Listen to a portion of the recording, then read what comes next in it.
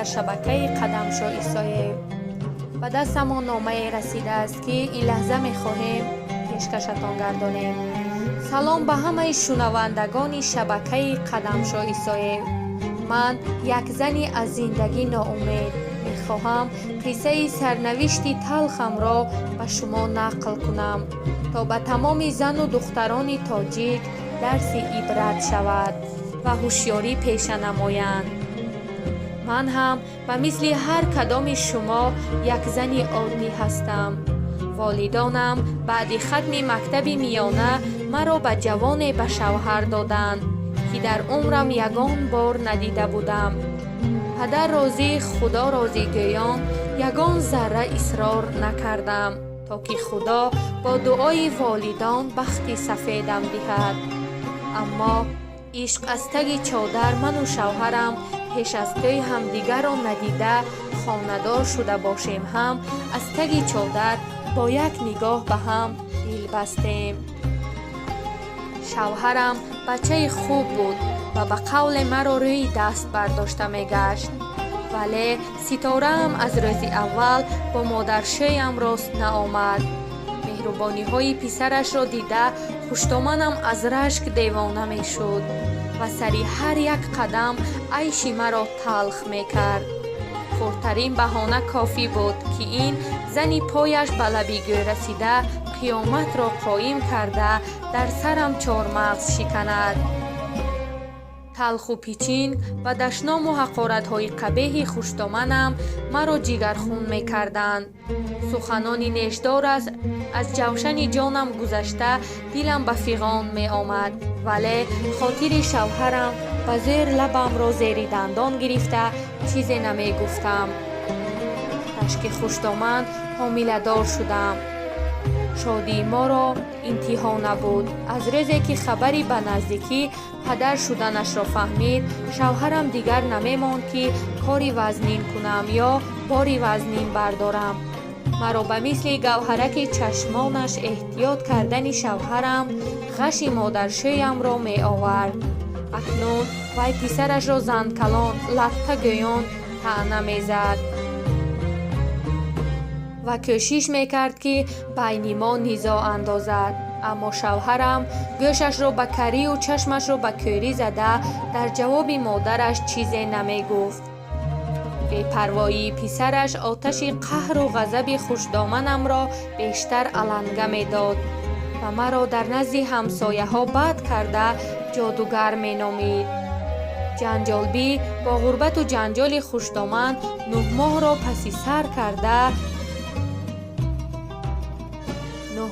паси сар карда духтарчаи зебоеро ба дунё овард. гумон доштам, ки тавлиди набераи нахустин дили сангини хуштоманамро нарм месозад, вале хаёлам хом баромад. акнун ман бо тифли навзод овора шуда сари вақт тамоми кору бори хонаро ба анҷом расонида наметавонистам. худо накарда хӯрокам 10 дақиқа дертар пазад ё баъди азони бомдод аз хоб хезам модаршӯям косаро ба табақу дегро ба кафле зада чунон доду вой мебардошт, ки гумон мекардӣ дар ин ҳавлӣ куштор ё ягон ҳодисаи дигари даҳшатнок рӯй додааст. аз соғару аз шиша алам мегирам. шавҳари бечораам байни ду соҳил монда чӣ кор карданашро намедонист. ғурбату ҷанҷоли модараш ӯро майзада кард. шавҳарам аз соғару аз шиша алам гирифта мурданивор арақ мехӯрд ва масту аласт ба хона баргашта маро бесабаб зери мушту лагат мегирифт. фарзандам зинда ятим гашта пеши пои мардум хору зор нашавад гӯён. бо ҳамин аҳвол боз 5 соли дигар тоқат кардам. дар ин миён фарзанди дуюмамро ба дунё овардам. гумон доштам, ки ягон рӯз ҳуши мардакам ба сараш мезанад. вале ҳайҳот, шавҳарам ҳамоно масту аласт омада бо балвои модараш маро зери мушт лагат мегирифт. баъд ҳушёр шуда боз бахшиш мепурсид. нолаи зори ҷудоӣ аз зарби лату кӯб ҳама ҷоям маъюб шуд. аз тарси он ки ягон рӯз дар сари мастӣ шавҳарам маро зада накушад, аз баҳри зиндагии пур аз ранҷу азоби сагонаам гузашта, кӯдаконамро гирифта ба хонаи падарам баргаштам. аз шавҳарам ҷудо шудани маро шунида, чандин мардони занмурдаву дар зиндагӣ шикастхӯрда талабгорам шуданд, вале бо тамоми хостгорон ҷавоби рад медодам. намехостам фарзандонам ба нони паиндар зор ва гапшунав шаванд. миёнамро маҳкам баста ба худ қарор додам ки бачаҳоямро бо меҳнати ҳалоли худам калон карда ба воя мерасонам. дар набарди зиндагӣ аз шавҳарам ҷудо шудани маро қариб 10 сол мешавад. худо шоҳид аст ки дар ин муддат дасти ягон мард ба домони поки ман нарасидааст. ишқу ошиқӣ он тараф истад. аз пайи ташвишҳои зиндагӣ овора шуда ҳатто вақт намеёфтам ки дар бораи танҳоии худ фикр кунам. ҳушу ёдам танҳо ба тарбияи фарзандонам банд буд. барои он ки кӯдаконам нони беминнат хӯранд, ба русия ба муҳоҷирати меҳнатӣ рафта бо арақи ҷабин пули ҳалол кор мекардам. аммо ташхиси пурмуаммо азбаски саломатиам хуб набуд, хуб буд гоҳ-гоҳ ба маркази ҷумҳуриявии хун рафта хун месупоридам, то ки хуни ман ба маризони дар дами марг қарор дошта умри дубора ато намоянд. пас аз бозгашт аз муҳоҷирати навбатӣ меҳнатӣ боз хунсупорӣ рафтам, вале аз чӣ бошад ки ин дафъа ба ҷои натиҷаи ташхисро ба дастам дода ба ҳуҷраи хунсупорӣ маро раҳнамоӣ карданд, ҳамшира хоҳиш кард ки ба назди сардухтур дароям. дилам сиёҳ шуд ки барои чӣ барои хун супоридан ба ман иҷозат надода ба назди сардухтур дароед мегӯянд. аввалин чизе ки ба сарам омад ин саратон буд. гумон кардам ки ба саратони бачадон ё касалии қанд гирифтор шудам, вале дар ҳуҷраи сардухтур маро бо таби гирифта пешвоз гирифт. вай гоҳ аз ину гоҳ аз он савол дода дар бораи зиндагиам пурсон мешуд. аз ваҷоҳат ва пурсишҳои кунҷковонааш маълум буд ки чизи муҳимеро гуфтан мехоҳад, вале ҷуръат накарда истодааст ё намедонад ки гапро аз чӣ сар кунад. барои ҳамин гоҳ аз боғу гоҳ аз роғ сухан мекунад. тасодуфан чашмам ба коғазҳои болои миз афтид ки дар рӯяшон бо ҳарфҳои калони сурх вич навишта буд. беихтиёр аз дил гузаронидам ки он бечораи бетақдир кӣ бошад. аммо валерьянка менӯшед гуфтани ду сардухтур маро ба худ овард ва ба чашми духтур нигоҳ карда пай бурдам ки зери коса нимкосае ҳаст ва дар ҳоле ки дилам гуп-гуп мезад, нимовоз пурсидам: ин ҷавоби анализи ман? Сардухтур бале гӯён нигоҳашро гурезонд. бо шунидани ин хабари шум гӯё осмон якбора ба сарам чаппа шуд. ҳеҷ ба ақлам рост намеомад ки ман ба вич-спид гирифтор шудаам. духтур ба ман об дароз карда кӯшиш мекард ки маро бо суханони таскинбахш тасаллӣ диҳад, вале ин хабари шум маро чунон ба даҳшат оварда буд ки дигар ҳатто заминро дар зери поям эҳсос намекардам. чаро барои чӣ ман 10 сол боз бо ягон мард муносибати наздик надоштам? нашаман ҳам нестам. пас аз куҷо ин дарди бедаво ба ман часпид? барои кадом гуноҳам худо маро чунин ҷазои бераҳмона дод? саволҳои беохир дар сарам печида майнаамро чунон гиҷ карданд ки ногуфтанӣ. зиндагӣ дар як лаҳза барои ман маънияшро гум кард. фарёди дил аз назди сардухтур чӣ хел баромадам намедонам. баробари аз беморхона баромадан мисли гурги захмин уллос кашида ба нола даромадам. писарам ки ҳамроҳам ба маркази хун рафта буд ҳайрон шуда намедонист чӣ тавр маро ором созад. вай гаштаю баргашта мепурсид ки очаҷон ба шумо чӣ шуд, аммо маро тавони ба ин саволи ҷонсез ҷавоб гуфтан набуд. маргро аз чунин ҳаёт авлотар дониста می‌خواستم خود را به دریای دوشنبه پرتویم، زیرا تا آن روزی نحس گمان می‌کردم که فقط فاحشه و نارکومن‌ها به ویسپید گرفتار می‌شوند. یگان بار حتی به گوشه خیالم هم نآمده بود که آدمانی پاک و حلال نیز می‌توانند به این دردی بی‌دوا گرفتار شوند.